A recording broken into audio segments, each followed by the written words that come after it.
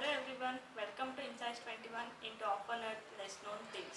ನಾವು ಈ ವಿಡಿಯೋನಲ್ಲಿ ಚಾಪ್ಟರ್ 3 ಆಫ್ ಕಾರ್ಪೊರೇಟ್ ಅಕೌಂಟಿಂಗ್ ಅಂದರೆ ಥರ್ಡ್ ಸೆಮ್ BComದು ಕಾರ್ಪೊರೇಟ್ ಅಕೌಂಟಿಂಗಲ್ಲಿ ಥರ್ಡ್ ಚಾಪ್ಟರ್ನ ಲರ್ನ್ ಮಾಡ್ತೀವಿ. ಥರ್ಡ್ ಚಾಪ್ಟರ್ ಯಾವುದು?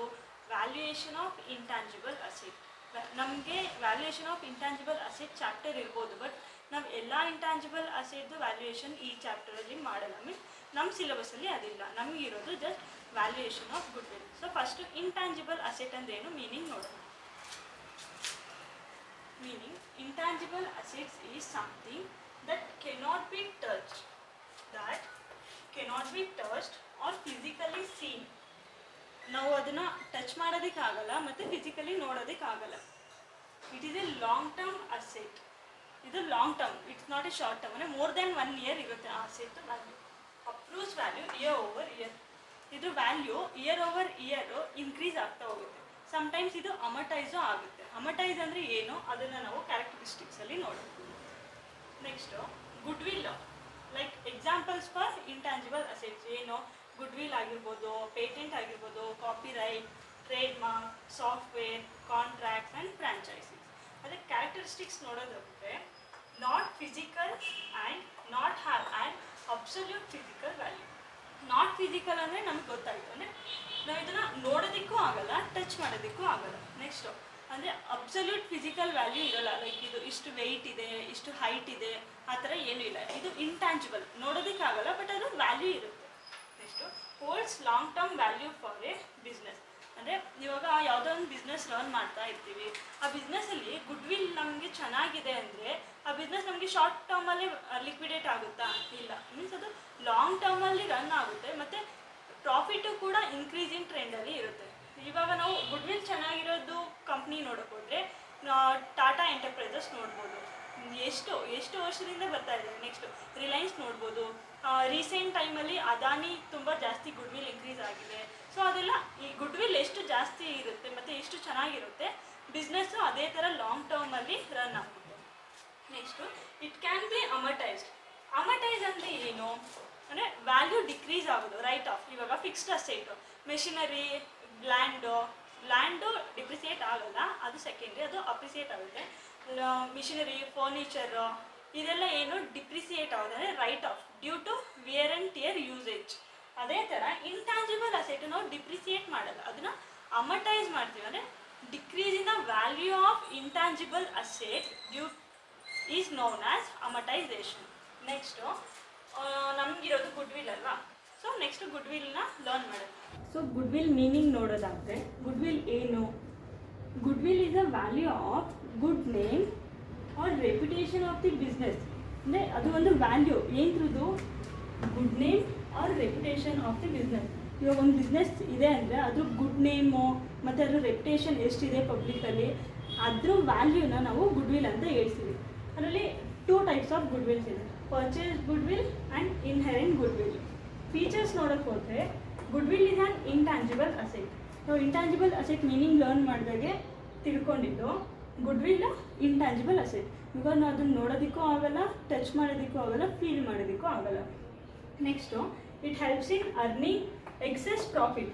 ಇವಾಗ ಗುಡ್ವಿಲ್ ಜಾಸ್ತಿ ಇದೆ ಅಂದರೆ ಅವ್ರ ಪ್ರಾಫಿಟು ಜಾಸ್ತಿ ಇರುತ್ತಲ್ಲ. ಲೈಕ್ ಇವಾಗ ಗುಡ್ ನೇಮ್ ಅವ್ರ ರೆಪ್ಯುಟೇಷನ್ ಜಾಸ್ತಿ ಇದೆ ಮಾರ್ಕೆಟಲ್ಲಿ, ಕಸ್ಟಮರ್ಸ್ ಏನು ಮಾಡ್ತಾರೆ, ವರ್ಡ್ ಆಫ್ ಮೌತಿಂದ ಅವರು ಮಾರ್ಕೆಟೇಷನ್ ಆಗೋಗುತ್ತೆ. ಲೈಕ್ ಇವಾಗ ನಾನೇ ಒಂದು ಪ್ರಾಡಕ್ಟ್ ತೊಗೋತೀನಿ ಅಂದರೆ ಅದು ಚೆನ್ನಾಗಿದೆ ಅಂದರೆ ನಾನು ರಿವ್ಯೂ ಕೊಡ್ತೀನಿ, ನನ್ನ ಫ್ರೆಂಡ್ಸ್ ಆಗಿರ್ಬೋದು, ಫ್ಯಾಮಿಲಿಗಾಗಿರ್ಬೋದು. ಆ ಥರ ಇವಾಗ ನಮ್ಮ ವಿಲೇಜಲ್ಲಿ, ಟೌನಲ್ಲೇ ಇರಲಿ, ಯಾವುದಾದ್ರು ಒಂದು ಅಂಗಡಿಗೆ ನಾವು ವಿಸಿಟ್ ಮಾಡ್ತೀವಿ ಅಂದರೆ ಅಲ್ಲಿ ಲೈಕ್ ವೆರೈಟಿ ಆಫ್ ಪ್ರಾಡಕ್ಟ್ಸ್ ಇದೆ, ನೆಕ್ಸ್ಟು ಪ್ರೈಸು ಅಫೋರ್ಡಬಲ್ ಇದೆ ಅಂದರೆ ನೆಕ್ಸ್ಟ್ ನಾವು ಅದನ್ನು ನಮ್ಮ ಅಕ್ಕಪಕ್ಕದ ಮನೆಯವ್ರಿಗೆಲ್ಲ ರೆಕಮೆಂಡ್ ಮಾಡ್ತೀವಲ್ವಾ, ಆ ಥರ. Next it is a difficult to estimate exact value of goodwill. ಇವಾಗ ನಾವು ಗುಡ್ವಿಲ್ನ ಎಸ್ಟಿಮೇಟ್ ಯಾವ ಥರ ಮಾಡೋಕ್ಕಾಗುತ್ತೆ?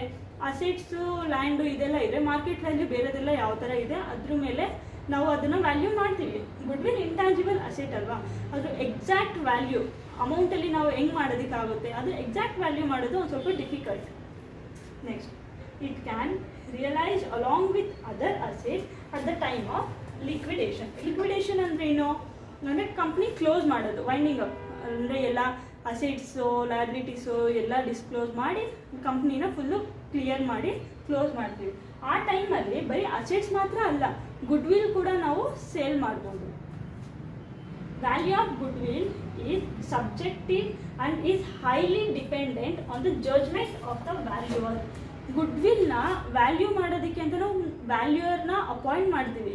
ಆ ವ್ಯಾಲ್ಯೂಯರ್ ಇರ್ತಾರಲ್ಲ, ಅವ್ರು ಯಾವ ಥರ ಥಿಂಕ್ ಮಾಡ್ತಾರೆ, ಜಡ್ಜ್ ಮಾಡ್ತಾರೆ, ಅದ್ರ ಮೇಲೆ ನಮ್ಮ ಕಂಪ್ನಿ ಆರ್ ಬಿಸ್ನೆಸ್ದು ಗುಡ್ವಿಲ್ಲು ಹೈಲಿ ಡಿಪೆಂಡೆಂಟ್ ಆಗಿರುತ್ತೆ. ಬಿಕಾಸ್ ಅವ್ರ ಥಿಂಕಿಂಗ್ ಯಾವ ಥರ ಇರುತ್ತೆ ಅಂತ ನಮಗೆ ಗೊತ್ತಿಲ್ಲ. ಯಾವ ಬೇಸಿಸ್ ಮೇಲೆ ಅವರು ನಮ್ಮ ಗುಡ್ವಿಲ್ನ ವ್ಯಾಲ್ಯೂ ಮಾಡ್ತಿದ್ದಾರೆ ಅದೆಲ್ಲ ನಮಗೆ ಗೊತ್ತಿರಲ್ಲ. ಸೊ ಅವ್ರ ಜಡ್ಜ್ಮೆಂಟ್ ಮೇಲೆ ಇದು ಹೈಲಿ ಡಿಪೆಂಡೆಂಟ್ ಆಗಿರುತ್ತೆ. ನೆಕ್ಸ್ಟು ಗುಡ್ವಿಲ್ದು ಯಾವ್ಯಾವ ಸರ್ಕಮ್ಸ್ಟೆನ್ಸಸ್ಸಲ್ಲಿ ನಾವು ವ್ಯಾಲ್ಯೂ ಮಾಡ್ತೀವಿ ಅದನ್ನು ನೋಡೋಣ. ಓಕೆ, ಸೊ ಸರ್ಕಮ್ಸ್ಟೆನ್ಸಸ್ ಅಂತ ಬಂದಾಗ ಯಾವ್ಯಾವ ಟೈಮಲ್ಲಿ, in case of sole trading concern, ಅಂದರೆ ಈ 3 ಟೈಮಲ್ಲೂ ಬೇರೆ ಬೇರೆ ಥರ, ಈ 3 ಟೈಪ್ ಆಫ್ ಬಿಸ್ನೆಸ್ಸಲ್ಲೂ ನಾವು ಯಾವ್ಯಾವ ಟೈಮಲ್ಲಿ ಮಾಡ್ತೀವಿ. ಅದೇ ಸೋಲ್ ಟ್ರೇಡಿಂಗ್ ಕನ್ಸರ್ನಲ್ಲಿ ಅಂತ ಬಂದಾಗ, when sole trading concern is sold, ಆ ಸೋಲ್ ಟ್ರೇಡಿಂಗ್ ಪರ್ಸನ್ನು ಆ ಸೋಲ್ ಟ್ರೇಡಿಂಗ್ ಬಿಸ್ನೆಸ್ನ ಸೇಲ್ ಮಾಡ್ತಾರಲ್ವ ಬೇರೆಯವ್ರಿಗೆ. ಫಸ್ಟು ಸೋಲ್ ಟ್ರೇಡಿಂಗ್ ಕನ್ಸರ್ನ್ ಅಂದರೆ ಏನು? ಆ business which is run by a single person, ಅಂದರೆ ಒಬ್ಬರು ಇರ್ತಾರೆ ಪ್ರೊಪ್ರೈಟರು, ಅವರಿಂದ ಮಾತ್ರ ಅದು ಸೇಲ್, ಅಂದರೆ ಬಿಸ್ನೆಸ್ ಎಲ್ಲ ಫುಲ್ಲು ಅಡ್ಮಿನಿಸ್ಟ್ರೇಷನ್ ಇರ್ಬೋದು, ಮಾರ್ಕೆಟಿಂಗು ಎಲ್ಲ ಅವರೊಬ್ಬರೇ ಮಾಡ್ತಾರೆ. ಅದನ್ನು ಸೋಲ್ ಟ್ರೇಡಿಂಗ್ ಬಿಸ್ನೆಸ್ ಅಂತ ಹೇಳ್ತೀವಿ. ಆ ಬಿಸ್ನೆಸ್ಸು ಸೇಲ್ ಮಾಡಿದಾಗ ಆ ಬಿಸ್ನೆಸ್ ಎಷ್ಟು ಗುಡ್ವಿಲ್ ಇದೆ ಅದನ್ನು ನಾವು ವ್ಯಾಲ್ಯೂ ಮಾಡಬೇಕಾಗುತ್ತೆ. Next when sole trading concern is converted into a partnership. ಇವಾಗ ಒಂದು ಸೋಲ್ ಟ್ರೇಡಿಂಗ್ ಕನ್ಸರ್ನ್ ಇರುತ್ತೆ, ಅದನ್ನು ಅವ್ರು ಏನು ಮಾಡ್ತಾರೆ, ಪಾರ್ಟ್ನರ್ಶಿಪ್ಪಿಗೆ ಕನ್ವರ್ಟ್ ಮಾಡಬೇಕು ಅಂತ ಇರುತ್ತೆ. ಪಾರ್ಟ್ನರ್ಶಿಪ್ ಅಂದರೆ ಏನು? Business which is run by joint persons, 2 or more persons ಪ್ರಾಫಿಟ್ಗೋಸ್ಕರ ಮಾಡ್ತಾರೆ, ಲಾಸ್ಗೋಸ್ಕರ ಮಾಡಲ್ಲ. ಸೊ ಸೋಲ್ಡ್ ಮಾಡಿದಾಗ, ಕನ್ವರ್ಷನ್ ಮಾಡಿದಾಗ. ಅದೇ ಪಾರ್ಟ್ನರ್ಶಿಪ್ ಫಾರ್ಮು ಯಾವ್ಯಾವ ಕೇಸಲ್ಲಿ ಗುಡ್ವಿಲ್ನ ಅವರು ಕ್ಯಾಲ್ಕುಲೇಟ್ ಮಾಡಬೇಕು? Admission of the new partner. ಇವಾಗ 2 ಮೆಂಬರ್ಸ್ ಪಾರ್ಟ್ನರ್ಸ್ ಇರ್ತಾರೆ, ಅವ್ರಿಗೆ ಇನ್ನೂ ಒಬ್ಬರು ಹೆಲ್ಪ್ ಬೇಕಾಗುತ್ತೆ. ಅವಾಗ ಅವರು ಎಂಪ್ಲಾಯಿ ತೊಗೊಳ್ಳೋ ಬದಲು ಪಾರ್ಟ್ನರ್ ಆಗಿ ತೊಗೊಂಡ್ರೆ ಇನ್ನೂ ಜಾಸ್ತಿ ನಮಗೆ ಹೆಲ್ಪ್ ಆಗುತ್ತೆ ಅಂತ ನ್ಯೂ ಪಾರ್ಟ್ನರ್ನ ಅಡ್ಮಿಟ್ ಮಾಡ್ತಾರೆ. ಆ ಟೈಮಲ್ಲಿ ವ್ಯಾಲ್ಯೂ ಆಫ್ ದ ಬಿಸ್ನೆಸ್ ಅಂದರೆ ಗುಡ್ವಿಲ್ನ ಅವರು ಕ್ಯಾಲ್ಕುಲೇಟ್ ಮಾಡಬೇಕು. Next on retirement of a partner, like due to some reason ಅವ್ರು ರಿಟೈರ್ ಆಗ್ತಿರ್ತಾರೆ ಪಾರ್ಟ್ನರ್ಶಿಪ್ಪಿಂದ, ಆವಾಗ ನಾವು ಗುಡ್ವಿಲ್ನ ವ್ಯಾಲ್ಯೂ ಮಾಡಬೇಕು. ಬಿಕಾಸ್ ಅವ್ರಿಗೆ ಅವ್ರ ಪಾರ್ಟ್ ಆಫ್ ಗುಡ್ವಿಲ್ನ ನಾವು ಕೊಡಬೇಕು. Next on death of a partner. ಇವಾಗ ಪಾರ್ಟ್ನರ್ ಸತ್ತೋಗ್ತಾರೆ, ಆ ಟೈಮಲ್ಲಿ ಅವ್ರ ಬುಕ್ಸ್ ಆಫ್ ಅಕೌಂಟ್ಸ್ನ ನಾವು ಅವ್ರ ಲೀಗಲ್ ರೆಪ್ರೆಸೆಂಟೇಟಿವ್ಸಿಗೆ ಡಿಸ್ಕ್ಲೋಸ್ ಮಾಡಬೇಕು ಅಂದಾಗ ಗುಡ್ವಿಲ್ಲು ಕೂಡ ಅದ್ರ ಜೊತೆ ಡಿಸ್ಕ್ಲೋಸ್ ಮಾಡಬೇಕು. ಸೊ ಆ ಟೈಮಲ್ಲೂ ಗುಡ್ವಿಲ್ನ ವ್ಯಾಲ್ಯೂ ಮಾಡ್ತಾರೆ. Next on amalgamation of A firm with another concern, ಅಂದರೆ ಅಮಾಲ್ಗಮೇಷನ್ ಅಂದ್ರೇನು? 2 ಬಿಸ್ನೆಸ್ನ ಮರ್ಜ್ ಮಾಡೋದು. ಬೇರೆ ಕನ್ಸರ್ನ್ ಲೈಕ್ ಸೇಮ್ ಬಿಸ್ನೆಸ್ ನೇಚರಿಂದ ಇನ್ನೊಬ್ಬರು ಪಾರ್ಟ್ನರ್ಶಿಪ್ ಇರ್ತಾರೆ, ಅವರಿಂದ ಈ ಪಾರ್ಟ್ನರ್ ಅಂದರೆ ಒಂದು ಪಾರ್ಟ್ನರ್ಶಿಪ್ಪು ಇನ್ನೊಂದು ಪಾರ್ಟ್ನರ್ಶಿಪ್ಪು ಮರ್ಜ್ ಆಗುತ್ತಲ್ವ, ಆ ಟೈಮಲ್ಲಿ ವ್ಯಾಲ್ಯೂಯೇಷನ್ ಆಫ್ ಗುಡ್ವಿಲ್ನ ನಾವು ಮಾಡ್ತೀವಿ. Next on resolution of partnership firm. Resolution ಅಂದರೆ ಕ್ಲೋಸ್ ಆಗೋದು, ವೈಂಡಿಂಗ್ ಅಪ್, ಆ ಟೈಮಲ್ಲೂ ವ್ಯಾಲ್ಯೂಯೇಷನ್ ಆಫ್ ಗುಡ್ವಿಲ್ ರಿಕ್ವೈರ್ಮೆಂಟ್ ಇರುತ್ತೆ. Next on the sale of partnership firm to a joint stock company. Whole partnership ಫಾರ್ಮ್ನ ಅಂದರೆ ಅವ್ರ ಫುಲ್ ಬಿಸ್ನೆಸ್ನೇ ಜಾಯಿಂಟ್ ಸ್ಟಾಕ್ ಕಂಪ್ನಿಗೆ ಸೇಲ್ ಮಾಡ್ತಾರೆ. ಆ ಟೈಮಲ್ಲೂ ಅವ್ರ ಫಾರ್ಮ್ದು ಎಷ್ಟು ಗುಡ್ವಿಲ್ ಇದೆ ಅಂತ ಬೇಕಲ್ವಾ, ಸೊ ಅವಾಗೂ ಕೂಡ ವ್ಯಾಲ್ಯೂಯೇಷನ್ ಆಫ್ ಗುಡ್ವಿಲ್ ಮಾಡ್ತೀವಿ. Next in case of joint stock company, joint stock ಕಂಪ್ನಿಲಿ ಯಾವಾಗ ಮಾಡ್ತಾರೆ ಅವರು ಗುಡ್ವಿಲ್ ವ್ಯಾಲ್ಯೂಯೇಷನ್ನು? On conversion of private company into a public company. ಒಂದು ಪ್ರೈವೇಟ್ ಕಂಪ್ನಿ ಇರುತ್ತೆ, ಅವ್ರು ಅದನ್ನು ಪಬ್ಲಿಕ್ ಕಂಪನಿಗೆ ಕನ್ವರ್ಟ್ ಮಾಡ್ತಾರೆ, ಆ ಟೈಮಲ್ಲಿ ವ್ಯಾಲ್ಯೂಯೇಷನ್ ಆಫ್ ಗುಡ್ವಿಲ್ಲು ಮಾಡಲೇಬೇಕು, must and should. Next on amalgamation of 2 or more joint stock company, like ಪಾರ್ಟ್ನರ್ಶಿಪ್ಪಲ್ಲಿ ಹೇಳಿದಂಗೆ 2 or more joint stock companies merge ಆಗ್ತಾರಲ್ವ, ಆ ಟೈಮಲ್ಲಿ ಪ್ರತಿಯೊಂದು ಜಾಯಿಂಟ್ ಸ್ಟಾಕ್ ಕಂಪ್ನಿದು ಗುಡ್ವಿಲ್ನ ವ್ಯಾಲ್ಯೂ ಮಾಡ್ತಾರೆ. Next on the absorption of one company by another company, ಅಂದರೆ ಅಕ್ವೈರ್ ಮಾಡ್ತಾರೆ. ಅಬ್ಸರ್ಪ್ಷನ್ ಅಂದ್ರೇನು? ಒಂದು ಕಂಪ್ನಿ ಇನ್ನೊಂದು ಕಂಪ್ನಿನ ಟೇಕ್ ಓವರ್ ಮಾಡ್ತಾರೆ, ಆ ಟೈಮಲ್ಲೂ ಯಾವ ಕಂಪ್ನಿನ ಅವರು ಟೇಕ್ ಓವರ್ ಮಾಡ್ತಿದ್ದಾರಲ್ವ ಅದ್ರ ವ್ಯಾಲ್ಯೂಯೇಷನ್ ಆಫ್ ಗುಡ್ವಿಲ್ನ ಮಾಡಬೇಕು. Next on the external reconstruction of the company. ಇವಾಗ ಬಿಸ್ನೆಸ್ಸು ಕಂಪ್ನಿ ಬಿಸ್ನೆಸ್ ನಡೀತಾ ಇರುತ್ತೆ, ಅದನ್ನು ಇನ್ನೂ ಎಕ್ಸ್ಪ್ಯಾನ್ಷನ್ ಮಾಡ್ತಾರೆ, ಆ ಟೈಮಲ್ಲೂ ಗುಡ್ವಿಲ್ ವ್ಯಾಲ್ಯೂಯೇಷನ್ನ ಮಾಡಬೇಕು. Next for valuation of shares, ಇದು ಇಂಪಾರ್ಟೆಂಟು. ಯಾವುದೇ ಕಂಪ್ನಿದು ಶೇರ್ಸು ವ್ಯಾಲ್ಯೂ ಮಾಡ್ತಾರಲ್ವ, ಲೈಕ್ ಮಾರ್ಕೆಟ್ ವ್ಯಾಲ್ಯೂನ ಫೈಂಡ್ ಮಾಡಬೇಕಂದ್ರೆ ಆ ಟೈಮಲ್ಲಿ ಆ ಕಂಪ್ನಿ ಗುಡ್ವಿಲ್ನ ನಾವು ಮಾಡಲೇಬೇಕು. ಯಾಕಂದರೆ ಆ ಕಂಪ್ನಿ ಗುಡ್ವಿಲ್ ಮೇಲೆ ಆ ಶೇರ್ ಪ್ರೈಸ್ನ ನಾವು ಡಿಟರ್ಮೈನ್ ಮಾಡೋಕ್ಕೆ ಆಗೋದು. ಸೊ ಈ ಎಲ್ಲ ಟೈಮಲ್ಲೂ ನಾವು ವ್ಯಾಲ್ಯೂಯೇಷನ್ ಆಫ್ ಗುಡ್ವಿಲ್ನ ಮಾಡ್ತೀವಿ. So factors affecting valuation of ಗುಡ್ವಿಲ್ನ ನೋಡೋಣ. ಅಂದರೆ ಏನೇನು ಫ್ಯಾಕ್ಟರ್ಸು ಗುಡ್ವಿಲ್ ವ್ಯಾಲ್ಯೂನ ಎಫೆಕ್ಟ್ ಮಾಡುತ್ತೆ ಡಿಟರ್ಮೈನ್ ಮಾಡಬೇಕಾದ್ರೆ ಅದನ್ನು ನೋಡೋಣ. So factors affecting the valuation of goodwill. Factors affect or influencing ಎರಡೂ ಒಂದೇ. ಲೊಕೇಶನ್, ನಮ್ಮ ಬಿಸ್ನೆಸ್ಸು ಯಾವ ಲೊಕೇಶನಲ್ಲಿ ಇದೆ ಅನ್ನೋದು ನಮಗೆ ಮೇಯ್ನ್. ಲೈಕ್ ಇವಾಗ ಕಾಲೇಜ್ ಇರುತ್ತೆ, ಕಾಲೇಜ್ ಹತ್ರ ಹೋಗ್ಬಿಟ್ಟು ಹೋಟೆಲ್ಸು ಪಬ್ಬು ಈ ಥರ ಮಾಡೋದ್ರಿಂದ ಯಾವ್ದಾದ್ರು ಫಾಸ್ಟ್ ಫುಡ್ ಕಂಪ್ನಿಯವರು ಅವ್ರ ಬಿಸ್ನೆಸ್ನ ಅಲ್ಲಿ ಸ್ಟಾರ್ಟ್ ಮಾಡಿದ್ರೆ ಹೆಂಗಿದ್ರು ಕಾಲೇಜ್ ಸ್ಟೂಡೆಂಟ್ಸು ಕಾಲೇಜ್ ಬಿಟ್ಟಾಗ ಅವ್ರಿಗೆಲ್ಲ ಹೊಟ್ಟೆ ಹಸ್ತಿರುತ್ತಲ್ವ, ಆ ಟೈಮಲ್ಲಿ ಅವರು ಅದನ್ನು ಏನಾದರೂ ತಿನ್ನಬೇಕು ಅಂತ ಇರ್ತಾರೆ. ಅಲ್ಲಿ ಯಾವ್ದಾದ್ರು ಫಾಸ್ಟ್ ಫುಡ್ಡು ಅಥವಾ ಲೈಕ್ ಸಾಫ್ಟ್ ಡ್ರಿಂಕ್ಸು ಈ ಥರ ಏನಾದರೂ ಇದ್ದರೆ ಅವರು ಅದಕ್ಕೆ ಅಟ್ರ್ಯಾಕ್ಟ್ ಆಗಿ ಹೋಗ್ತಾರೆ. ಅಕಸ್ಮಾತು ಫಾರ್ ಎಕ್ಸಾಂಪಲ್ ಲೊಕೇಶನ್ನು ಟೆಂಪಲ್ ಅವ್ರು ಯಾವುದಾದ್ರೂ ಮಾಸ್ಕ್ ಆರ್ ಚರ್ಚ್ ಇರುತ್ತೆ, ಅಲ್ಲಿ ಹೋಗ್ಬಿಟ್ಟು ಅವರು ಆಲ್ಕೋಹಾಲು ಇಂಥದ್ದೆಲ್ಲ ಇಟ್ಟರೆ ತಗೋತಾರ. ಅಥವಾ ಕಡ್ಡಿ ಕರ್ಪೂರ ಹೂವು ಆಮೇಲೆ ಕ್ಯಾಂಡಲ್ಸ್, ಚರ್ಚ್ ಅಂತ ಬಂದಾಗ ಕ್ಯಾಂಡಲ್ಸು ಇದನ್ನೆಲ್ಲ ಇಟ್ಟರೆ ಅವಾಗ ಗುಡ್ವಿಲ್ಲು. ಇದರಿಂದ ಯಾವ ಥರ ಗುಡ್ವಿಲ್ ಆಗುತ್ತೆ ಅಂದರೆ ಇವಾಗ ಇವಾಗ ಚರ್ಚ್ ಅಲ್ಲಿ ಒಂದು ಕ್ಯಾಂಡಲ್ದು ಬಿಸ್ನೆಸ್ ನಡೀತಾ ಇರೋ ಒಂದು ಅಂಗಡಿ ಇರುತ್ತೆ. ಅವ್ರು ಏನು ಮಾಡ್ತಾರೆ, ಒಳ್ಳೆ ಕ್ವಾಲಿಟಿ ಇರುತ್ತೆ ಮತ್ತು ಅದು ಸ್ಮೆಲ್ಲು ಚೆನ್ನಾಗಿರುತ್ತೆ, ನೆಕ್ಸ್ಟ್ ರೀಸನಬಲ್ ಪ್ರೈಸ್ ಇರುತ್ತೆ. ಅದೇ ಬೇರೆ ಎಲ್ಲ ಅಂಗಡೀಸ್ ಅವರು ಹೈ ಅಂದರೆ ಹೈ ಪ್ರೈಸು ಎಲ್ಲ ಫಿಕ್ಸ್ ಮಾಡಿರ್ತಾರೆ. ಅವ್ರಿಗಿಂತ ಇವರು ಕ್ವಾಲಿಟಿನೂ ಚೆನ್ನಾಗಿದೆ, ಅವ್ರ ಕ್ವಾಲಿಟಿ ಇರ್ಬೋದು ಬಟ್ ಇವ್ರದ್ದು ಕ್ವಾಲಿಟಿ ಚೆನ್ನಾಗಿರುತ್ತೆ. ಅವಾಗ ಏನು ಮಾಡ್ತಾರೆ, ನಮ್ಮಂಥ ಪೀಪಲ್ಸ್ ವಿಸಿಟ್ ಮಾಡಿದಾಗ ಅದನ್ನು ತೊಗೊತಾರೆ. ಅವ್ರ ಎಕ್ಸ್ಪೀರಿಯನ್ಸ್ ಮೇಲೆ ಬೇರೆಯವ್ರಿಗೂ ರೆಕಮೆಂಡ್ ಮಾಡ್ತಾರೆ. ನೀನು ಆ ಚರ್ಚ್ ಹತ್ರ ಹೋದಾಗ ಇಲ್ಲಿ ಕಾರ್ನರಲ್ಲಿ ಒಂದು ಅಂಗಡಿ ಇದೆ, ಅಲ್ಲಿಗೆ ಹೋಗು. ಸ್ಟಾರ್ಟಿಂಗಲ್ಲೂ ಇದೆ, ಅಲ್ಲಿ ಹೋಗ್ಬಿಡ ಕಾರ್ನರಲ್ಲಿ ಹೋಗು, ರೀಸನಬಲ್ ಇರುತ್ತೆ, ಕ್ವಾಲಿಟಿನೂ ಚೆನ್ನಾಗಿರುತ್ತೆ ಅಂತ ಹೇಳ್ತಾರೆ. ಸೊ ಅಲ್ಲಿ ಲೊಕೇಶನ್ ಮೇಲೆ ಗುಡ್ವಿಲ್ಲು ಏನು ಎಫೆಕ್ಟ್ ಆಗುತ್ತೆ, ಯಾವ ಲೊಕೇಶನ್ನು ಯಾವ ಥರ. Next capital. ಇವಾಗ ನಮ್ಮ ಬಿಸ್ನೆಸ್ಸಲ್ಲಿ ಜಾಸ್ತಿ ಕ್ಯಾಪಿಟಲ್ ಇನ್ವೆಸ್ಟ್ ಆಗಿದೆ ಅಂತ ಬೇರೆಯವ್ರಿಗೆ ಗೊತ್ತಾದರೆ ಇವಾಗ ಬಿಸ್ನೆಸ್ ಸೇಲ್ ಮಾಡಬೇಕಾದ್ರೆ ಎಷ್ಟೊಂದು ಜನ ಪರ್ಚೇಸರ್ಸು ಅಟ್ರಾಕ್ಟ್ ಆಗ್ತಾರೆ. ಬಿಕಾಸ್ ಕ್ಯಾಪಿಟಲ್ ಜಾಸ್ತಿ ಇದೆ ನಮ್ಮ ಹತ್ರ, ಆಮೇಲೆ ಅವರು ಬೇರೆ ಕಡೆ ಇನ್ವೆಸ್ಟ್ ಮಾಡ್ಬೋದು, ಏನೇ ಡೆಪ್ಟ್ ಇದ್ದರೂ ಬೇಗ ಈಸಿಯಾಗಿ ಪೇ ಮಾಡ್ಬೋದು. ಅದಕ್ಕೆ ಕ್ಯಾಪಿಟಲ್ ಜಾಸ್ತಿ ಇದ್ದರೆ ಗುಡ್ವಿಲ್ ಜಾಸ್ತಿ ಇರ್ತದೆ. ಏನಾದರೂ ಕ್ಯಾಪಿಟಲ್ ಕಡಿಮೆ ಇದ್ದರೆ ಗುಡ್ವಿಲ್ ಕಡಿಮೆ ಇರುತ್ತೆ. ಬಿಕಾಸ್ ಕ್ಯಾಪಿಟಲೇ ಇಲ್ಲ ಇವ್ರ ಬಿಸ್ನೆಸ್ಸಲ್ಲಿ, ನಾವು ತೊಗೊಂಡು ಏನು ಮಾಡೋಣ ಅಂತ ತೊಗೊಳ್ಳೋಲ್ಲ. Next nature of business. Business nature ಯಾವ ಥರದ್ದು ಅದ್ರ ಮೇಲೂ ಗುಡ್ವಿಲ್ ಎಫೆಕ್ಟ್ ಆಗುತ್ತೆ. Next contract. Contract in the sense, ಇವಾಗ ನಾವು ಒಂದು ಬಿಸ್ನೆಸ್ ರನ್ ಮಾಡ್ತಾ ಇರ್ತೀವಿ, ನಮ್ಮದು ಎಷ್ಟೊಂದು ಬಿಸ್ನೆಸ್ಸಸ್ ಬೇರೆ ಫ್ರಾಂಚೈಸೀಸ್ ಜೊತೆ ಎಲ್ಲ ನಮ್ಮದು ಕಾಂಟ್ರಾಕ್ಟ್ ಇರುತ್ತೆ. ಆ ಕಾಂಟ್ರಾಕ್ಟು ಯಾವ ಥರದ್ದು, ಯಾವ ನೇಚರು, ಆ ಕಾಂಟ್ರಾಕ್ಟಿಂದ ಬಿಸ್ನೆಸ್ಸಿಗೆ ಲಾಂಗ್ ಟರ್ಮ್ ಬೆನಿಫಿಟ್ ಇದೆಯಾ, ಶಾರ್ಟ್ ಟರ್ಮ್ ಬೆನಿಫಿಟ್ ಇದೆಯಾ, ಅಥವಾ ಏನಾದರೂ ಫ್ಯೂಚರಲ್ಲಿ ಎಫೆಕ್ಟ್ ಆಗುತ್ತಾ, ಅದ್ರ ಮೇಲೂ ಗುಡ್ವಿಲ್ಲು ಎಫೆಕ್ಟ್ ಆಗುತ್ತೆ. Next patent rights. ಇವಾಗ ಒಂದು ಸ್ಪೆಸಿಫಿಕ್ ಪ್ರೊಡಕ್ಷನ್ ಇರುತ್ತೆ, ಅದ್ರ ಪೇಟೆಂಟು ನಮ್ಮ ಬಿಸ್ನೆಸ್ಸಲ್ಲಿ ಮಾತ್ರ ಇದ್ದರೆ ಬೇರೆ ಬಿಸ್ನೆಸ್ ಅವ್ರ ಹತ್ರ ಇರಲ್ಲ. ಸೊ ಆ ಪ್ರೊಡಕ್ಷನ್ನ ನಾವು ಮಾತ್ರ ಮಾಡ್ಬೋದು, ಬೇರೆಯವ್ರು ಮಾಡೋಕ್ಕಾಗಲ್ಲ. ಈ ಥರ ಪೇಟೆಂಟ್ ರೈಟ್ಸ್ ಇದ್ದಾಗ ಗುಡ್ವಿಲ್ಲು ಆಟೋಮೆಟಿಕಲಿ ಇನ್ಕ್ರೀಸ್ ಆಗಿಬಿಡುತ್ತೆ. ಆ ಟೈಮಲ್ಲಿ ಅಂದರೆ ಮೋನೋಪೊಲಿನೂ ನಾವು ಅಲ್ಲಿ ಆ ಪರ್ಟಿಕ್ಯುಲರ್ ಪ್ರೊಡಕ್ಷನಲ್ಲಿ ಮೋನೋಪೊಲಿನ ಕ್ರಿಯೇಟ್ ಮಾಡ್ಬೋದು. Next quality of product quality ಚೆನ್ನಾಗಿದೆ ಅಂದರೆ ಯಾರ್ದು ತಾನೇ ಗುಡ್ವಿಲ್ಲು ಇನ್ಕ್ರೀಸ್ ಆಗೋದು. ನಾವು ಪ್ರಾಡಕ್ಟ್ ಕ್ವಾಲಿಟಿ ಜಾಸ್ತಿ ಇರೋರ ಹತ್ರ ಹೋಗ್ತೀವ, ಕಡಿಮೆ ಇರೋರ ಹತ್ರ ಹೋಗ್ತೀವ. ಬೈ ಡಿಫಾಲ್ಟ್ ನಾವು ಸರ್ಚ್ ಮಾಡೋದೇ ಒಳ್ಳೆ ಕ್ವಾಲಿಟಿ. ಹಂಗನ್ಬಿಟ್ಟು ಇರೋ ಕ್ವಾಲಿಟಿ ಚೆನ್ನಾಗಿದೆ, ನಾವು ಪ್ರೈಸು ಕೂಡ ನಮ್ಗೆ ಇಷ್ಟ ಬಂದಾಗ ಇರ್ತೀವಿ, ಹಂಗಾಗಲ್ಲ. ಕ್ವಾಲಿಟಿನೂ ಕರೆಕ್ಟಾಗಿರಬೇಕು, ಅದ್ರ ಪ್ರೈಸು ಕೂಡ ರೀಸನಬಲ್. ಅವರು ಏನು ಇವಾಗ ಮಾರ್ಕೆಟಲ್ಲಿ ಎಷ್ಟೊಂದು ಟೈಪ್ಸ್ ಆಫ್ ಕಸ್ಟಮರ್ಸ್ ಇರ್ತಾರೆ.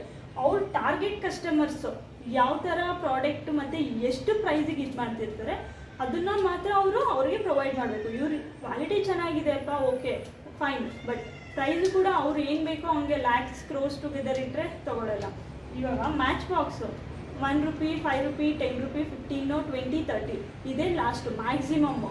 ಅದೇ ಅವರು ಒಂದು ಚಿಕ್ಕ ಮ್ಯಾಚ್ ಬಾಕ್ಸ್ನ ₹1,000, ₹2,000 ಇಡ್ತೀವಿ ಅಂದರೆ ಕ್ವಾಲಿಟಿ ಓಕೆ. ಮ್ಯಾಚ್ ಬಾಕ್ಸ್ ಏನು ಕೆಲಸ ಮಾಡೋದು, ನಾವು ಎಲ್ಲರೂ ಫೈರ್ ಇದು ಮಾಡಬೇಕಂದ್ರೆ ತೊಗೋತೀವಿ.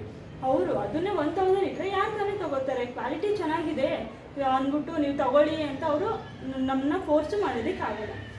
ಸೊ ಕ್ವಾಲಿಟಿ ಜೊತೆ ಪ್ರೈಸು ಕರೆಕ್ಟಾಗಿರಬೇಕು, ಆವಾಗ ಗುಡ್ವಿಲ್ನ ಇನ್ಕ್ರೀಸ್ ಆಗುತ್ತೆ. ಅದರ್ ಫ್ಯಾಕ್ಟರ್ಸು, ಈ ಎಲ್ಲ ಮೇಲ್ಗಡೆ ಇರೋ ಫ್ಯಾಕ್ಟರ್ಸ್ ಬಿಟ್ಟು ಬೇರೆ ಯಾವ ಥರ ಫ್ಯಾಕ್ಟರ್ಸು, ಮನಿ ಮಾರ್ಕೆಟ್ ಕಂಡೀಷನ್ ಇರ್ಬೋದು, ಪೀಸ್ ಇನ್ ಎ ಕಂಟ್ರಿ, ಇದು ಕೂಡ ಅಂದರೆ ಲೈಕ್ ಕೆಲವೊಂದು ಕಂಪ್ನಿಗೆ ಮಾಡಲ್ಲ ಅಂತ ಹೇಳ್ಬೋದು, ಬಟ್ ಪರ್ಟಿಕ್ಯುಲರ್ಲಿ ಇದೇ ಕಂಪ್ನಿಗೆ ಹಂಗೆ ಇಲ್ಲ. ಎಷ್ಟೇ ಬಿಸ್ನೆಸ್ ಇರಲಿ ಆ ಕಂಟ್ರಿನಲ್ಲಿ, ಅದು ಕಂಟ್ರಿನಲ್ಲಿರೋ ಪೀಸ್ ಮೇಲೆ ಗುಡ್ ವಿಲ್ಲು ಎಫೆಕ್ಟ್ ಆಗೇ ಆಗುತ್ತೆ. ನೆಕ್ಸ್ಟು ಗೌರ್ಮೆಂಟ್ ಪಾಲಿಸಿ ಅವ್ರದ್ದು ಅಂದರೆ ಲೈಕ್ ಇವಾಗ ಒಂದು ದಿನ ನೆಕ್ಸ್ಟ್ ದಿನ ಹೋಗೋಷ್ಟೊತ್ತಿಗೆ ಪಾಲಿಸೀಸ್ ಅವ್ರಿಗೆ ಇಷ್ಟ ಬಂದಂಗೆ ಚೇಂಜ್ ಮಾಡಿಬಿಟ್ರು.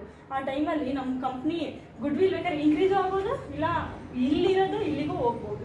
ಈ ಎಲ್ಲ ಫ್ಯಾಕ್ಟರ್ಸು ಗುಡ್ ವಿಲ್ನ ಎಫೆಕ್ಟ್ ಮಾಡುತ್ತೆ. ಇವಾಗ ಗುಡ್ ವಿಲ್ಲು ಏನು, ಅದ್ರ ಫ್ಯಾಕ್ಟರ್ಸ್ ಏನು, ಹೆಂಗೆ ಮಾಡ್ತಾರೆ ಎಲ್ಲ ಆಯಿತು. ಯಾವ ಥರ ಮೆಥಡ್ಸ್ ಇದೆ ಗುಡ್ ವಿಲ್ನ ವ್ಯಾಲ್ಯೂ ಮಾಡೋದಕ್ಕೆ, ಎಷ್ಟು ಮೆಥಡ್ಸ್ ಇದೆ, ಹೆಂಗೆ ಮಾಡೋದು, ಅದರಲ್ಲಿ ಸ್ಟೆಪ್ಸ್ ಏನು, ಅದನ್ನು ನೋಡೋಣ. So methods for calculating goodwill ಅಂತ ಬಂದಾಗ 4 ಮೆಥಡ್ಸ್ ಇದೆ total. First average profit method, then super profit method, capitalisation method and annuity method. ನಮಗೆ ಆವ್ರೇಜ್ ಪ್ರಾಫಿಟ್ ಮೆಥಡ್ ಮತ್ತು ಕ್ಯಾಪಿಟಲೈಸೇಷನ್ ಮೆಥಡಲ್ಲಿ ಅದರಲ್ಲಿ ಇನ್ನೂ 2 ಮೆಥಡ್ಸ್ ಬರುತ್ತೆ. ಆವ್ರೇಜ್ ಪ್ರಾಫಿಟ್ ಅಂತ ಬಂದಾಗ simple average profit, weighted average profit ಮತ್ತು ಸೂಪರ್ ಪ್ರಾಫಿಟು ಏನಿಲ್ಲ, ಅದೊಂದೇ ಮೆಥಡ್. ಕ್ಯಾಪಿಟಲೈಸೇಷನಲ್ಲಿ ಕ್ಯಾಪಿಟಲೈಸೇಷನ್ ಆಫ್ ಆವ್ರೇಜ್ ಪ್ರಾಫಿಟ್ ಒಂದು, ಕ್ಯಾಪಿಟಲೈಸೇಷನ್ ಆಫ್ ಸೂಪರ್ ಪ್ರಾಫಿಟ್ ಒಂದು, ಅಂದರೆ ಇದರಲ್ಲಿ 2 ಮೆಥಡ್ ಬರುತ್ತೆ. ಆನ್ಯುಟಿ ಒಂದೇ ಮೆಥಡ್. ಇವಾಗ ಇದರಲ್ಲಿ ಏನೇನು ಸ್ಟೆಪ್ಸು, ಯಾವ ಥರ ನಾವು ಗುಡ್ ವಿಲ್ ಕ್ಯಾಲ್ಕುಲೇಟ್ ಮಾಡಬೇಕು ಅದನ್ನು ನೋಡೋಣ. ಫಸ್ಟು ಸಿಂಪಲ್ ಪ್ರಾಫಿಟಲ್ಲಿ ಆವ್ರೇಜ್ ಪ್ರಾಫಿಟಲ್ಲಿ ಸಿಂಪಲ್ ಆವ್ರೇಜ್ ಪ್ರಾಫಿಟ್ ಮಾಡಬೇಕಾದ್ರೆ ಅವರು ಪ್ರಾಫಿಟ್ ಕೊಟ್ಟಿರ್ತಾರೆ. ಅದರಲ್ಲಿ ಏನಾದರೂ ಅಡ್ಜಸ್ಟ್ಮೆಂಟ್ ಇದ್ದರೆ ನಾವು ಫಸ್ಟು ಅಡ್ಜಸ್ಟೆಡ್ ಪ್ರಾಫಿಟ್ ಮಾಡಬೇಕು.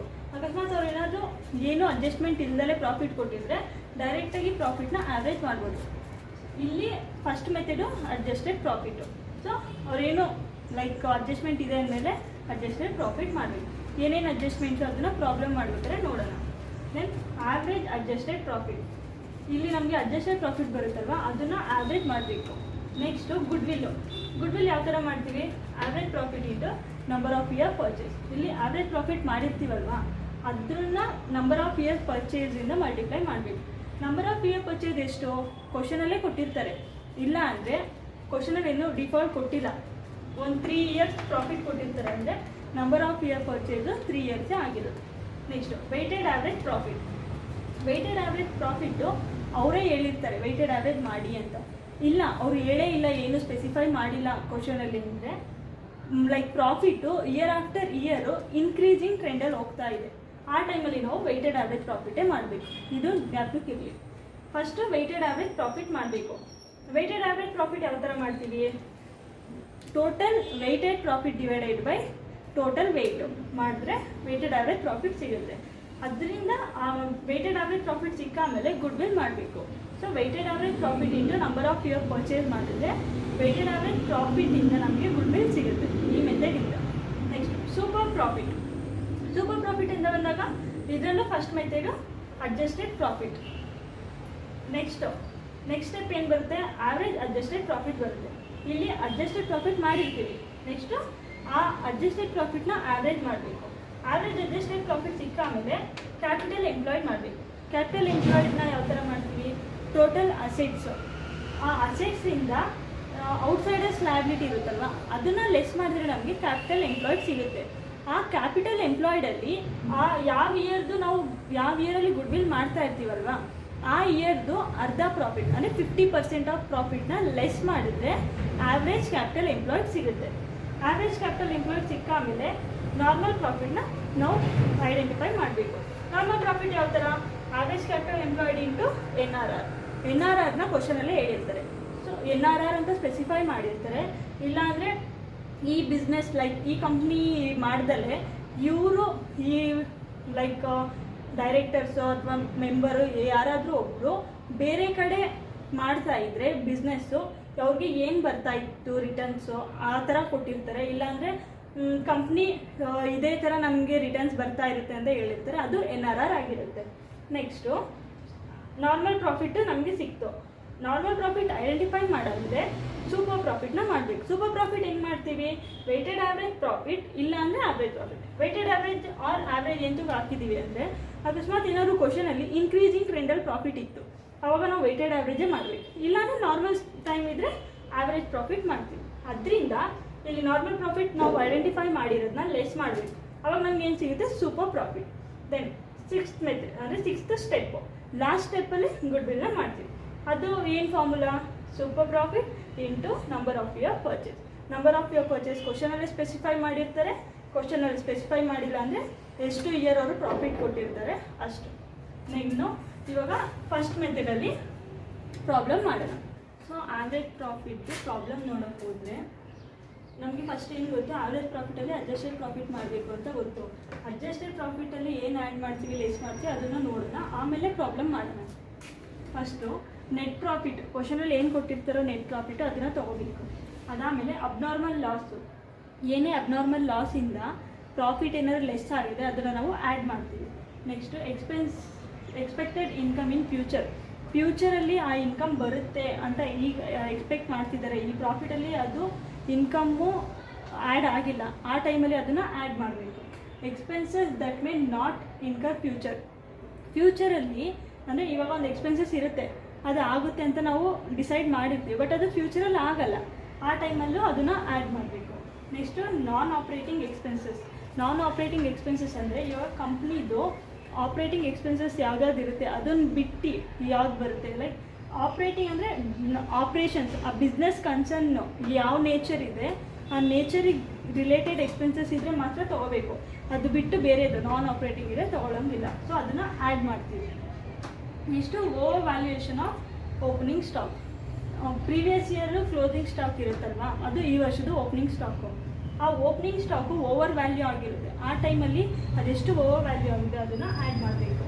Next under valuation of closing stock under value ಆಗಿದ್ದರೆ ಪ್ರಾಫಿಟು ಲೆಸ್ ಆಗಿಬಿಟ್ಟಿರುತ್ತೆ, ಸೊ ಅದನ್ನು ಆ್ಯಡ್ ಮಾಡಿದ್ರೆ ಪ್ರಾಫಿಟು ಸ್ಟೇಬಲ್ ಆಗುತ್ತೆ. ನೆಕ್ಸ್ಟು ಇಷ್ಟನ್ನು ನಾವು ಆ್ಯಡ್ ಮಾಡ್ತೀವಿ. ಲೆಸ್ ಮಾಡೋದು ಏನು, ಅಬ್ನಾರ್ಮಲ್ ಪ್ರಾಫಿಟ್, ಏನೇ ಅಬ್ನಾರ್ಮಲ್ ಪ್ರಾಫಿಟ್ ಆಗಿರುತ್ತೆ ಅದನ್ನು ನಾವು ಲೆಸ್ ಮಾಡ್ತೀವಿ.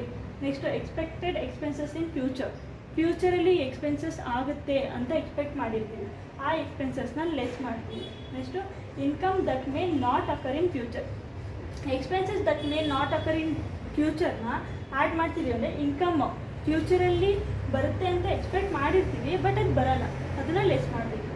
Next non operating income, like operating ಎಕ್ಸ್ಪೆನ್ಸಸ್ನ ಆ್ಯಡ್ ಮಾಡ್ತಿದ್ದೀವಿ ಅಂದರೆ ಆಪ್ರೇಟಿಂಗ್ ಇನ್ಕಮ್ನ ಲೆಸ್ ಮಾಡಿ, ಅಂದರೆ ನಾನ್ ಆಪ್ರೇಟಿಂಗ್ ಅಲ್ಲ non operating. Then over valuation of closing ಸ್ಟಾಕ್ನ ಲೆಸ್ ಮಾಡ್ತೀವಿ. Next under valuation of closing ಸ್ಟಾಕ್ನ ಓಪನಿಂಗ್ ಸ್ಟಾಕ್ನ ಲೆಸ್ ಮಾಡ್ತೀವಿ. Because over valuation of closing ಸ್ಟಾಕಿಂದ ನಮ್ಮ ಪ್ರಾಫಿಟ್ಟು ಜಾಸ್ತಿ ಆಗ್ಬಿಟ್ಟಿರುತ್ತೆ, ಅದೇ ಥರ ಅಂಡರ್ ವ್ಯಾಲ್ಯೂಯೇಷನ್ ಆಫ್ ಕ್ಲೋಸಿಂಗ್ ಸ್ಟಾಕಿಂದ ನಮ್ಮ ಪ್ರಾಫಿಟ್ಟು ಜಾಸ್ತಿ ಆಗುತ್ತೆ. ಈ ಎರಡು ಕೇಸಲ್ಲಿ ಇದನ್ನು ಲೆಸ್ ಮಾಡಿದರೆ ನಮಗೆ ಅಡ್ಜಸ್ಟೆಡ್ ಪ್ರಾಫಿಟ್ ಸಿಗುತ್ತೆ. ಸೊ ಇವಾಗ ಪ್ರಾಬ್ಲಮ್ ನೋಡೋಕೆ ಹೋಗಿ, mister Ramesh purchase the business from Suresh on 1st April 2020. Profit for 3 year profit ಕೊಟ್ಟಿದ್ದಾರೆ ಅಂದಮೇಲೆ ನಾವು ಅಡ್ಜಸ್ಟೆಡ್ ಪ್ರಾಫಿಟ್ನ ಹಂಗೆ ಮಾಡ್ತಾ ಹೋಗೋಣ, ಕ್ವಶನ್ ಓದ್ತಾ ಹೋಗೋಣ.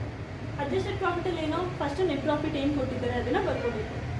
2018ಗೆ 5 lakh ಅಂತ, ದೆನ್ 2019ಗೆ 6 lakh, ದೆನ್ 2020ಗೆ 5,40,000. ನಮಗೆ ಪ್ರಾಫಿಟ್ ಸಿಕ್ತು.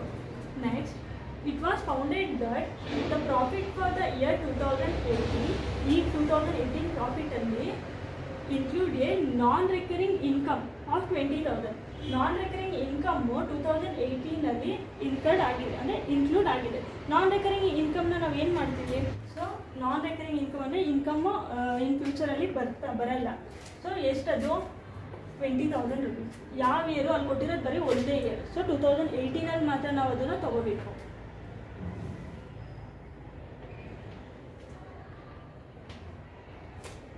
Then and the profit for the year 2020 was reduced by 30,000 due to a abnormal loss on account of small fire in a shop.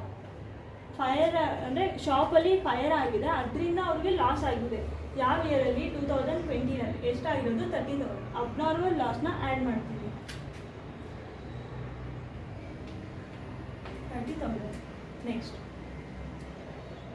the properties of the business was not insured in the past. Okay, insurance ಆಗಿಲ್ಲ ಅವ್ರ ಪ್ರಾಪರ್ಟಿಗೆ ಬಿಸ್ನೆಸ್ದು, but it was thought product to issue the proprietary is a future premium of 5,000. ಅಂದರೆ future ಪ್ರೀಮಿಯಮ್ನ ಇವರು ಇಲ್ಲಿ insurance ಮಾಡೋ ಬದಲು future ಪ್ರೀಮಿಯಮಲ್ಲೇ ಅದನ್ನು ಅವ್ರು ಏನೇ ಇದಾದರೆ ಅದರಲ್ಲಿ ನಾವು ಕನ್ಸಿಡರ್ ಮಾಡೋಣ ಅಂತ ಮಾಡಿರ್ತೀವಿ. ಸೊ ಅದನ್ನು ಲೆಸ್ ಮಾಡ್ತೀವಿ.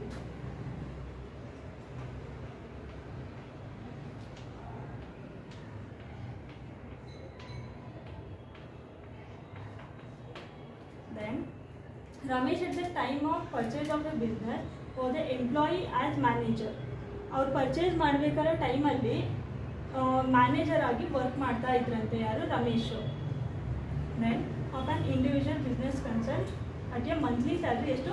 10,000. 10,000ಗೆ ಅವರು ಒಂದು ಬಿಸ್ನೆಸ್ಸಲ್ಲಿ ಮ್ಯಾನೇಜರ್ ಆಗಿ ವರ್ಕ್ ಮಾಡ್ತಾಯಿದ್ರು. 10,000 rupees ಅದ್ರ salary. Next he intended to replace the manager of business whose drawing was salary is 7,500. 10,000 ಅವ್ರು ಮಾಡ್ತಿದ್ರು, ಅದನ್ನು ಬೇರೆ ಎಂಪ್ಲಾಯಿನ ರೀಪ್ಲೇಸ್ ಮಾಡೋಣ ಅಂತ ಅವರು ಡಿಸೈಡ್ ಮಾಡ್ತಾರೆ. ಅದೆಷ್ಟು? 7,500 ಪರ್ ಆ್ಯನಮ್ ಇದು. ದೆನ್ ದ ಗುಡ್ ವಿಲ್ ಇಸ್ ಎಸ್ಟಿಮೇಟೆಡ್. ಓಕೆ, ಇಲ್ಲಿ ಸ್ಯಾಲ್ರಿ ನಾವು ಇಲ್ಲಿ 10,000 ಇದೆ, 7,500 ಇದೆ ಅಂತ ಟೋಟಲು ಲೆಸ್ ಮಾಡೋದಕ್ಕಾಗಲ್ಲ. ಇದರಲ್ಲಿ ಡಿಫ್ರೆನ್ಸ್ ಎಷ್ಟಿದೆ ಅದನ್ನು ಮಾತ್ರ ಪ್ರಾಫಿಟಿಂದ ನಾವು ರೆಡ್ಯೂಸ್ ಮಾಡಬೇಕು. ಡಿಫ್ರೆನ್ಸ್ ಎಷ್ಟು? 10,000 ಮೈನಸ್ 7,500, 2,500.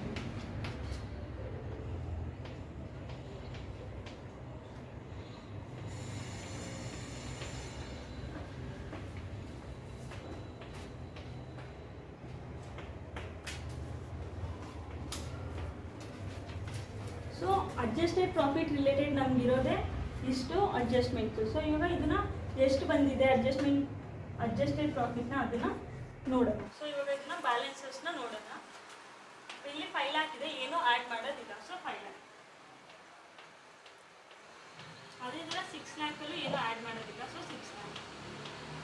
ಬಟ್ 2020ನಲ್ಲಿ 30,000ನ ನಾವು ಆ್ಯಡ್ ಮಾಡಬೇಕು ಪ್ರಾಫಿಟಿಗೆ. ಸೊ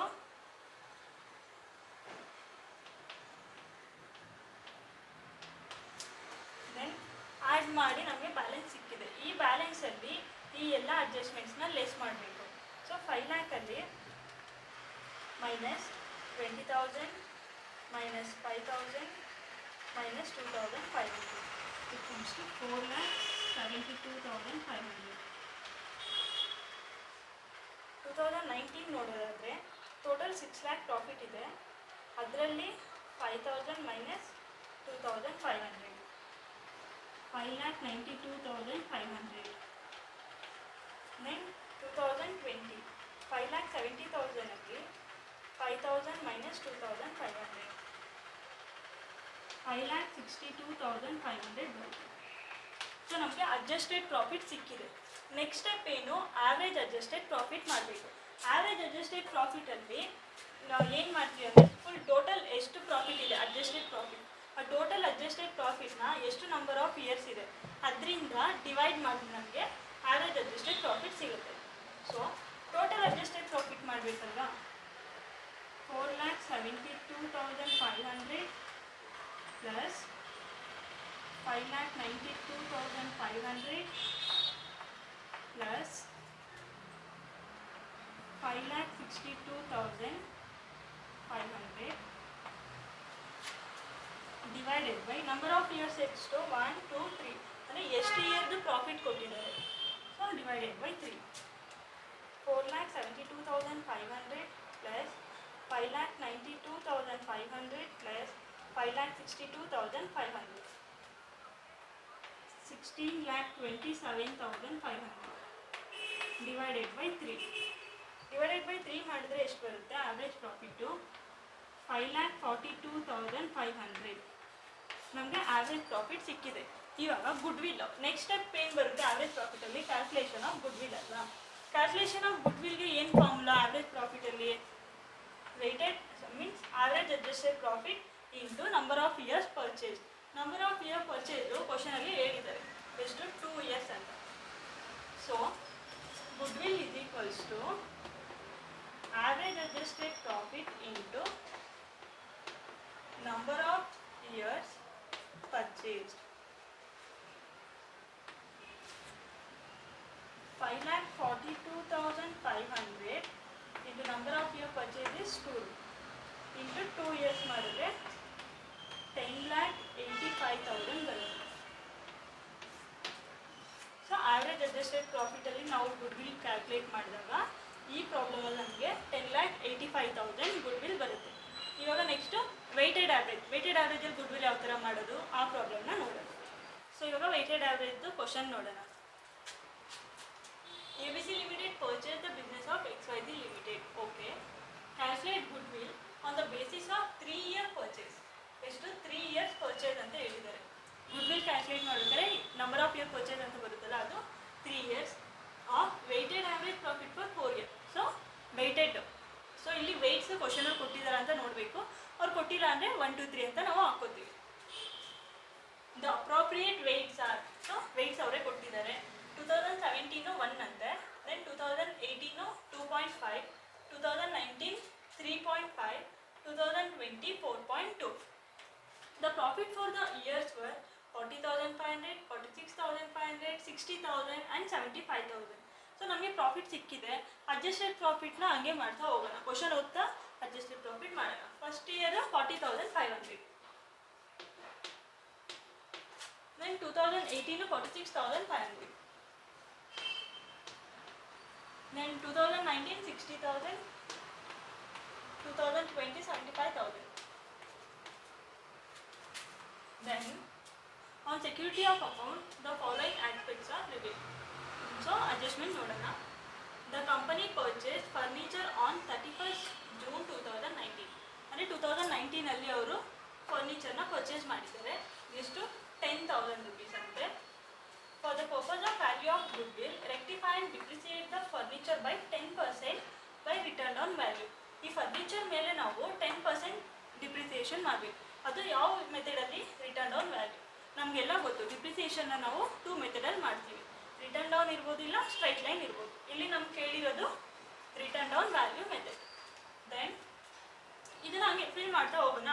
ಪರ್ಚೇಸ್ ಆಫ್ ಫರ್ನಿಚರ್ ಅಲ್ವಾ, ಇದೇನು ಪರ್ಚೇಸ್ ಆಫ್ ಫರ್ನಿಚರ್? ನಮಗೆ ನಾನ್ ಆಪ್ರೇಟಿಂಗ್ ಎಕ್ಸ್ಪೆನ್ಸಸ್. ಫರ್ನಿಚರ್ ಏನು ಇವಾಗ ಪ್ರೊಡಕ್ಷನ್ನು ಅದರಲ್ಲೆಲ್ಲ ಯೂಸ್ ಮಾಡ್ತೀವಿ, ಡೈರೆಕ್ಟಾಗಿ ನಾವು ಮಾಡಲ್ಲ, ಅದು ಇಂಡೈರೆಕ್ಟ್.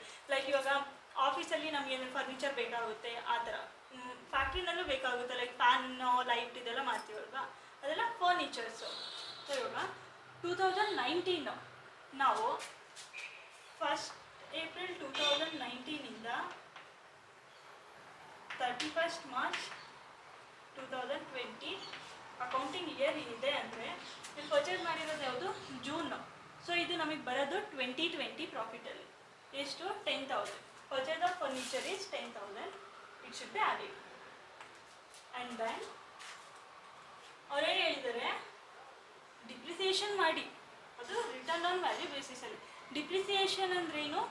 Future anticipated expenses. ಫ್ಯೂಚರಲ್ಲಿ ಆಗುತ್ತೆ ಅಂತ ನಾವು ಮೊದಲೇ ಡಿಸೈಡ್ ಮಾಡಿರ್ತೀವಿ, ಓ ಇದು ಎಕ್ಸ್ಪೆನ್ಸಸ್ಸು ಆಗುತ್ತೆ, ಆ ಥರ ಇದು ಫ್ಯೂಚರ್ ಎಕ್ಸ್ಪೆನ್ಸಸ್ಸು. ಡಿಪ್ರಿಸಿಯೇಷನ್ ಎಷ್ಟು? 10,000.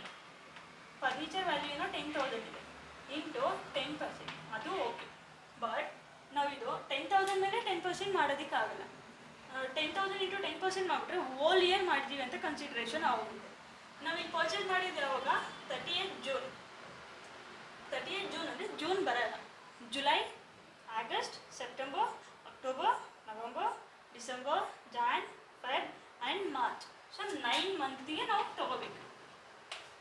ಡಿವೈಡೆಡ್ ಬೈ 12 ಎಂತಕ್ಕೆ ಅಂದರೆ ಒಂದು ವರ್ಷದಲ್ಲಿ 12 ಮಂತ್ಸ್ ಇರುತ್ತೆ. ನಾವು ಡಿಪ್ರಿಸಿಯೇಟ್ ಮಾಡ್ತಾ ಇರೋದು ಬರೀ 9 ಮಂತ್. 9 ಮಂತಿಗೆ ಎಂತಕ್ಕೆ ಮಾಡ್ತಿದ್ದೀವಿ? ನಾವು ಫರ್ನಿಚರ್ ಯೂಸ್ ಮಾಡಿರೋದೇ 9 ಮಂತ್ ಆದಮೇಲೆ 9 ಮಂತಿಗೆ ತೊಗೋಬೇಕು. 12 ಮಂತಿಗೆ ತೊಗೊಂಡ್ರೆ ಡಿಪ್ರಿಸಿಯೇಷನ್ ಜಾಸ್ತಿ ಆಗುತ್ತೆ. ಇದನ್ನು 10% ಗೊತ್ತಾಗಲಿಲ್ಲ ಅಂದರೆ 10 ಡಿವೈಡೆಡ್ ಬೈ 100 ಎಷ್ಟು ಬರುತ್ತೆ? 10,000 into 10 divided by 100 into 9 divided by 12. So 750 ಬರುತ್ತೆ. ಯಾವ ಇಯರು? 2007. ಎಷ್ಟು? ಜೂನ್ 2019 ಅಲ್ವಾ? ಸೊ 1920. ಸೊ ಲಾಸ್ಟ್ ಇಯರಲ್ಲಿ ಬರುತ್ತೆ. ಎಷ್ಟು? 750. ಈ ಕ್ಯಾಲ್ಕುಲೇಷನ್ನ ಬೇಕಾದ್ರೆ ಇಲ್ಲಿ ತೋರಿಸ್ಬೋದು. Like 10,000 into 9 by 12 into 10%. Next adjustment ನೋಡೋಣ. Opening stock was under valued by 2,500 on 2019. 2019 opening stock ಏನಾಗಿದೆ, ಅಂಡರ್ ವ್ಯಾಲ್ಯೂ ಆಗಿದೆ. So under valuation of opening ಸ್ಟಾಕ್ನ ನಾವು ಲೆಸ್ ಮಾಡ್ತೀವಿ. ಎಷ್ಟು? 2500. 2019 ಆಗಿರೋದು ಇದು fine, okay. 2019 opening stock under value ಆಗಿದೆ. ಈ ವರ್ಷದ ಓಪನಿಂಗ್ ಸ್ಟಾಕ್ ಅಂದರೆ ಪ್ರೀವಿಯಸ್ ಇಯರ್ ನಮ್ಗದು ಕ್ಲೋಸಿಂಗ್ ಸ್ಟಾಕಾ? So under valuation of closing stock ಏನು ಮಾಡ್ತೀವಿ? ಆ್ಯಡ್ ಮಾಡ್ತೀವಿ. ಸೊ ಈ ವರ್ಷ ಬಂದು 2019, ಹೋದ ವರ್ಷ ಅಂದರೆ 2018. 2500ನ ಆ್ಯಡ್ ಮಾಡಬೇಕು by saying under valuation of closing stock. Then anticipate administrative expenses 5000. 5000 administration expenses ಆಗುತ್ತೆ ಅಂದರೆ ಆಂಟಿಸಿಪೇಟ್ ಮಾಡ್ತಿದ್ದಾರೆ. ಸೊ ಅದನ್ನು ನಾವು ಯಾವ ವರ್ಷ ಅಂತ ಅವರು ಸ್ಪೆಸಿಫೈ ಮಾಡಿಲ್ಲ. ಏನಾದ್ರು ಸ್ಪೆಸಿಫಿಕ್ ಈ ವರ್ಷ ಅಂತ ಹೇಳಿದರೆ ಆ ವರ್ಷಕ್ಕೆ ಮಾತ್ರ ಲೆಸ್ ಮಾಡ್ತಿದ್ರು. ಇಲ್ಲಿ ಅವ್ರು ಜನರಲ್ ಆಗಿ ಜಸ್ಟ್ ಆಂಟಿಸಿಪೇಟೆಡ್ ಅಂತ ಕೊಟ್ಟಿದ್ದಾರೆ ಅಂದಮೇಲೆ ಪ್ರತಿ 4 ವರ್ಷನೂ ನಾವು ಅದನ್ನು ಲೆಸ್ ಮಾಡಬೇಕು. ಎಷ್ಟು? 5000.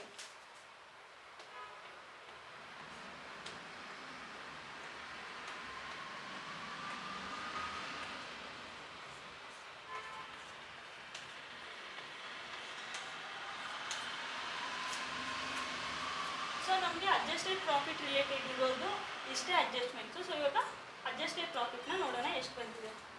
ನಮಗೆ ಫಸ್ಟ್ 2017 ಏನೂ ಅಡ್ಜಸ್ಟ್ಮೆಂಟ್ಸ್ ಇಲ್ಲ. ಸೊ 40,500 ಹಾಗೆ ಬರುತ್ತೆ. ನೆಕ್ಸ್ಟು 46,500 ಇದೆ, ಅದಕ್ಕೆ 2,500ನ ಆ್ಯಡ್ ಮಾಡಬೇಕು. 49,000 ಬರುತ್ತೆ. ನೆಕ್ಸ್ಟು 2019 ಏನೂ ಅಡ್ಜಸ್ಟ್ಮೆಂಟ್ಸ್ ಇಲ್ಲ. ಸೊ 60,000 ಬರುತ್ತೆ. ದೆನ್ 2020 75,000 ಇದೆ. ಅದರಲ್ಲಿ ನಾವು 10,000 ಫರ್ನಿಚರ್ ಪರ್ಚೇಸ್ ಮಾಡ್ತೀವಲ್ವಾ, ನಾನ್ ಆಪ್ರೇಟಿಂಗ್ ಎಕ್ಸ್ಪೆನ್ಸಸ್, ಅದನ್ನು ಆ್ಯಡ್ ಮಾಡ್ತೀವಿ. ಸೊ 85,000 ಬರುತ್ತೆ. ಇವಾಗ ಈ ಬ್ಯಾಲೆನ್ಸಲ್ಲಿ ಏನೇನು ಲೆಸ್ ಮಾಡಬೇಕು ಅದನ್ನೆಲ್ಲ ಲೆಸ್ ಮಾಡಬೇಕು. So 40,500 minus 5,000, 35,500. Then 49,000 minus 5,000, 44,000. Then 2019 ಅಂತ ಬಂದಾಗ 60,000 minus 2,500 minus 5,000, 52,500. Then 2020 85,000 minus 750 minus 5,000. So 38,250. Sorry, wait. 85,000 minus 7,500 minus 5,000. 79,250. So ನಮಗೆ ಅಡ್ಜಸ್ಟೆಡ್ ಪ್ರಾಫಿಟ್ ಸಿಕ್ಕಿದೆ. ಈ ಅಡ್ಜಸ್ಟೆಡ್ ಪ್ರಾಫಿಟ್ ತೊಗೊಂಡು ನಾವು ವೆಯ್ಟೆಡ್ ಆವ್ರೇಜ್ ಪ್ರಾಫಿಟ್ ಮಾಡಬೇಕು. ಫಸ್ಟು ವೆಯ್ಟೆಡ್ ಪ್ರಾಫಿಟ್ ಮಾಡೋಣ. ಯಾವ ಥರ ಮಾಡ್ತೀವಿ? ವೆಯ್ಟೆಡ್ ಪ್ರಾಫಿಟ್ ಮಾಡಬೇಕು ಅಂದರೆ ಲೈಕ್ ಒಂದು ಫಾರ್ಮ್ಯಾಟ್ ಇದೆ, ಆ ಫಾರ್ಮ್ಯಾಟ್ನೇ ನಾವು ಫಾಲೋ ಮಾಡಬೇಕು. ಅದೇನು ಫಾರ್ಮ್ಯಾಟ್ ಅಂತ ನೋಡೋಣ. ಸೊ ಫಸ್ಟು ಇಯರ್ ಕಾಲಮ್ ಬರುತ್ತೆ, ಆಮೇಲೆ ಅಡ್ಜಸ್ಟೆಡ್ ಪ್ರಾಫಿಟ್. ಅಡ್ಜಸ್ಟೆಡ್ ಪ್ರಾಫಿಟ್ ಏನು ಅಂದರೆ ನಾವು ಪ್ರೀವಿಯಸ್ ಸ್ಟೆಪ್ಪಲ್ಲಿ ಮಾಡಿದ್ದೀವಿ, ಅಂದರೆ ಸ್ಟೆಪ್ 1. ಇದು ಬಂದು step 2, weighted average profit. Then weights ಆಮೇಲೆ weighted profit.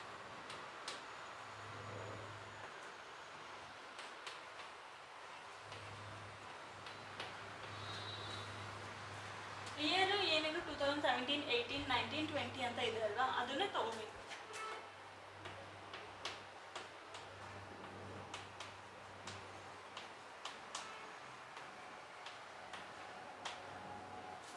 Then adjusted profit first ಕೊಟ್ಟಿದ್ದಾರಲ್ಲ ಅದನ್ನು ತೊಗೊಬೋದು, ನಾವು ಕ್ಯಾಲ್ಕುಲೇಟ್ ಮಾಡ್ತೀವಲ್ಲ ಅದನ್ನು. So 35,500, then 44,000, then 52,500, then 79,250.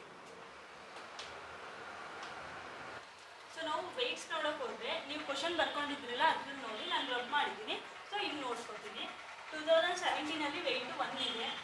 Then 2018 2.5 ಇದೆ. Then 2019 3.8 and in 2020 we have 4.2 weight. So ಈಗ ನಮಗೆ ವೆಯ್ಟ್ ಸಿಕ್ಕಿದೆ, ಆವ್ರೇಜ್ ಪ್ರಾಫಿಟ್ ಸಿಕ್ಕಿದೆ. ನೀವು ಥಿಂಕ್ ಮಾಡ್ತಿರ್ಬೋದು ವೆಯ್ಟೆಡ್ ಪ್ರಾಫಿಟ್ ಯಾವ ಥರ ಮಾಡ್ತೀವಿ? Simple, average profit into weight. So 35,500 into 1 ಮಾಡಿದ್ರೆ 35,500 ಬರುತ್ತೆ. ದೆನ್ 44,000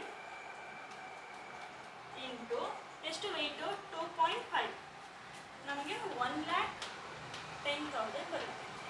ಅದೇ ರೀತಿ 52,500 adjusted profit weight. So weight ಬಂದು 3.8, weighted profit 1,99,500. Then for 4th year 79,250 into 4.2, 3,32,850. So ನಮಗೆ ವೆಯ್ಟು ಸಿಕ್ಕಿದೆ, ವೆಯ್ಟೆಡ್ ಪ್ರಾಫಿಟ್ಟು ಸಿಕ್ಕಿದೆ. ಇದನ್ನು ಟೋಟಲ್ ಆ್ಯಡ್ ಮಾಡಬೇಕು ಬಿಕಾಸ್ ನಮಗೆ ವೆಯ್ಟೆಡ್ ಆವ್ರೇಜ್ ಪ್ರಾಫಿಟ್ ಬೇಕು. 1 plus 2.5 plus 3.8 plus 4.2. So total weight weight 1 plus 2.5 plus 3.8 plus 4.2 11.5 ಬರುತ್ತೆ. So weighted profit total ಎಷ್ಟು ಬರುತ್ತೆ? 35,500 plus 1,10,000 plus 1,99,500 plus 3,32,850, 6,77,850. Weighted average ನಮಗೆ ಫಾರ್ಮುಲಾ ಗೊತ್ತು, ಏನು? Total weighted profit divided by total weight. So average weighted average profit is equals to total weighted profit divided by total weight. Total weighted profit 6,77,850 divided by total weight 11.5. So ನಮಗೆ 58,943 ಬರುತ್ತೆ. Means 943.4 something ಬರುತ್ತೆ. ನಾವು round figure ಆಗಿ 43ನ ತೊಗೊಳ್ತೀವಿ. ಇವಾಗ goodwill ಮಾಡಬೇಕು. Goodwill ಯಾವ ಥರ ಮಾಡ್ತೀವಿ? Average profit into number of year purchase ಅಲ್ವಾ? So goodwill is equals to weighted average profit into number of years purchase. Weighted average profit 58,943. So number of year purchase ನೀವು ಕ್ವಶನಲ್ಲಿ ನೋಡ್ದಂಗೆ 3 years ಅಂತ ಕೊಟ್ಟಿದ್ದಾರೆ. Into 3. ಇವಾಗ ಇದನ್ನು solve ಮಾಡಬೇಕು. 58,943 into 3, 1,76,829 good ವಿಲ್ದು value. So weighted average ಪ್ರಾಫಿಟಲ್ಲಿ ನಾವು ಗುಡ್ ವಿಲ್ ಯಾವ ಥರ ಮಾಡ್ತೀವಿ ಅಂತ ಕಲಿಸ್ಕೊಂಡು. ಸೊ ನಾವು ಈ ವಿಡಿಯೋನಲ್ಲಿ average profit and weighted average ಪ್ರಾಫಿಟಿಂದ ಗುಡ್ ವಿಲ್ ಯಾವ ಥರ ಕ್ಯಾಲ್ಕುಲೇಟ್ ಮಾಡ್ತೀವಿ, ಲರ್ನ್ ಮಾಡ್ತೀವಿ. ಇನ್ನು ನೆಕ್ಸ್ಟು ಸೂಪರ್ ಪ್ರಾಫಿಟ್ ಇದೆ, ಕ್ಯಾಪಿಟಲೈಸೇಷನ್ ಮೆಥಡ್ ಇದೆ, ದೆನ್ ಆನ್ಯುಟಿ ಮೆಥಡ್ ಇದೆ. ಇದನ್ನು ನೆಕ್ಸ್ಟ್ ಅಪ್ಕಮಿಂಗ್ ಪಾರ್ಟ್ ಆಫ್ ವಿಡಿಯೋದಲ್ಲಿ ಲರ್ನ್ ಮಾಡೋಣ. ಸೊ ಏನೇ ಡೌಟ್ ಇದ್ದರೂ ಕಮೆಂಟ್ ಸೆಕ್ಷನಲ್ಲಿ ನಿಮ್ಮ ಡೌಟ್ಸ್ನ ಕಮೆಂಟ್ ಮಾಡೋದಕ್ಕೆ ಟ್ರೈ ಮಾಡಿ.